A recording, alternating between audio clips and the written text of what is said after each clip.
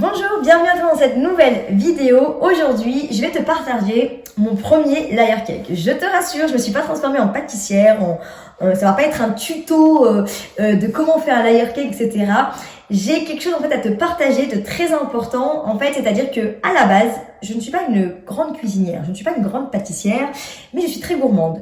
Et j'ai tellement évolué en fait que j'ai voulu partager ça parce que ça me semblait important de me dire que je suis passée de celle qui savait pas vraiment cuisiner, enfin les basiques, tu vois, mais rien d'exceptionnel, à mon premier layer cake qui pour moi me paraissait mais une montagne. Aujourd'hui, c'est ce que j'aimerais justement partager avec toi pour que tu puisses comprendre qu'on peut aller d'un point A à un point Z, d'un extrême, peu importe d'où on vient, si on prend la décision. Ici, les meilleurs conseils pour être une femme entrepreneur à succès. Abonne-toi à la chaîne YouTube Anissa Happy Housewife et surtout, n'oublie pas d'activer la petite cloche pour être notifié à chaque fois qu'il y aura une nouvelle vidéo puisque chaque semaine, je partage une vidéo sur l'entrepreneuriat au féminin, sur le développement personnel, sur une maman qui travaille, plein d'astuces pour que tu puisses justement trouver ton équilibre. Je suis Anissa du blog Happy Housewife et justement, j'aide les femmes à entreprendre en ayant du succès dans leur entreprise mais tout en gardant justement une vie de famille équilibrée. Alors aujourd'hui justement j'aimerais te parler de ce layer cake. Alors je suis une très grande gourmande mais c'est vrai qu'en général j'ai acheté etc je faisais des choses basiques on va dire en cuisine, l'alimentaire de base, mais toutes ces choses là, tu sais, les cupcakes, moi je suis une grande gourmande, j'adore ça, mais j'étais incapable de réaliser ça. Enfin pour moi c'était c'est comme monter le mont Everest, je sais pas, je sais pas, dis-moi en commentaire d'ailleurs, qu'est-ce que toi, un truc qui te fait vraiment peur, une montagne, un truc où tu te dis non mais waouh, jamais j'arriverai à faire ça, qu'est-ce que tu as pour toi? Moi c'était vraiment de réaliser des choses extraordinaires en cuisine, à part les basiques. Pour moi, ça me paraissait impossible. Et puis, est venu le confinement en 2020. Et le confinement, forcément, ça a changé beaucoup de choses. Pourquoi? Parce qu'on était enfermés à la maison. Donc, forcément, être enfermé à la maison, t'es obligé de cuisiner plus parce que déjà pas de restaurant, tu peux pas sortir, etc. Donc, du coup, je me suis mis un peu plus à cuisiner. Alors, je dis pas, au début, c'était des choses un peu moins basiques. Et puis, au fur et à mesure... Et puis, les gens ont commencé à beaucoup partager les choses en story ou sur YouTube sur justement la cuisine à la maison. Ça a pris un boom énorme, je pense que tu t'en rappelles, en 2020, si tu étais sur la planète Terre, parce que toute la planète était en confinement. Et du coup, là, j'ai commencé à regarder plein de choses, justement, sur Instagram, sur YouTube. Et je me suis dit, waouh, il y a des choses quand même que je pourrais faire, peut-être j'essayerais. Et puis, j'ai commencé à visualiser. La première étape, c'est déjà de visualiser ce que tu as envie de faire. Visualiser, regarder la recette, regarder les tutos, comment ça se fait, comment ça se réalise. Ok, moi c'est la première étape que je fais pour pouvoir justement réaliser ça. Alors quand j'ai dit que je venais de loin, je venais vraiment de loin. La vérité, je sais pas comment je pourrais t'expliquer ça, mais vraiment, je n'ai pas honte de le dire, je ne suis pas une grande cuisinière à la base. Je dis pas que je suis une grande cuisinière, mais je me débrouille beaucoup mieux, j'ai vraiment beaucoup progressé, mais j'ai appris à le faire parce que c'était pas avant ma priorité, tout simplement. Avant que je devienne maman, je pense que c'était pas une priorité pour moi. Et puis j'ai regardé, la première chose c'est la visualisation, de voir ce que je voulais faire, de regarder les tutos, des vidéos. J'aime bien les étapes, moi ça m'aide beaucoup de regarder les vidéos avec toutes les étapes et de bien lire les recettes. Ensuite, acheter les ingrédients et de prévoir la date où je vais le faire. Un dimanche en général, on n'a pas confinement, tous les jours on n'avait rien à faire, mais en gros un jour cool, un jour off, ou pour que vraiment je me concentre là-dessus et que j'ai tout à portée de main, tous les ingrédients, etc. Je suis prête. Ok. Et puis ensuite, je re-regarde encore les vidéos tuto pour pouvoir réaliser et là, je me lance.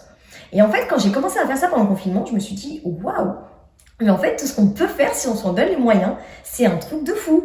En fait, tout ce qu'on peut faire si on prend le temps de faire les choses, si on prend une décision. Moi, l'idée, c'est vraiment ça que je veux que tu retiennes. Si tu prends le temps et tu prends une décision, les deux en même temps, mais tu peux faire plein de choses en fait, tu peux tout réaliser.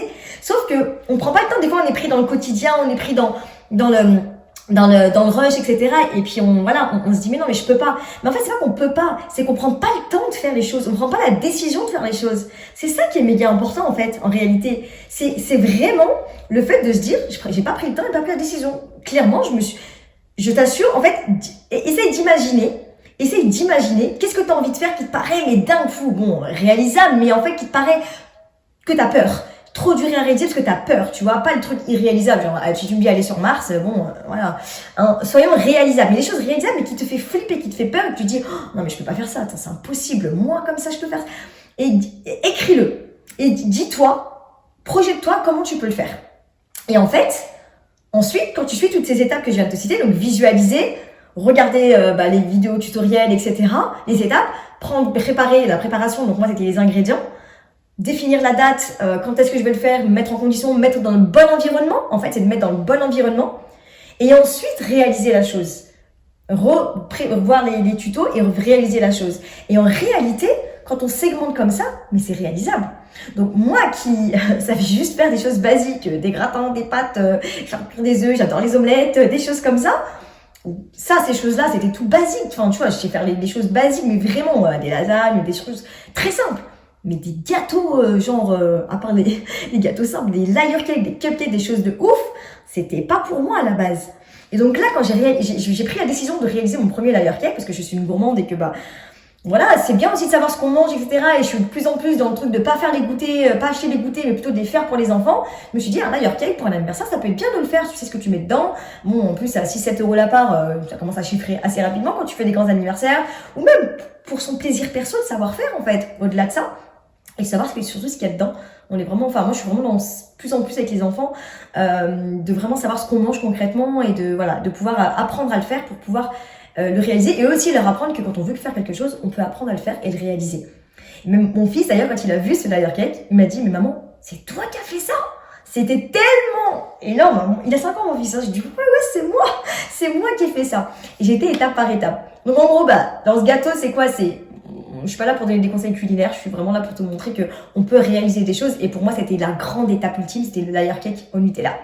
Donc j'ai fait des génoises, j'ai fait la crème qui était au milieu, à base de Nutella.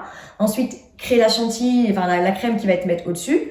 Le lendemain, j'ai fait le montage, j'ai mis donc la génoise, la crème, l'autre génoise et la chantilly qui était dessus, la crème.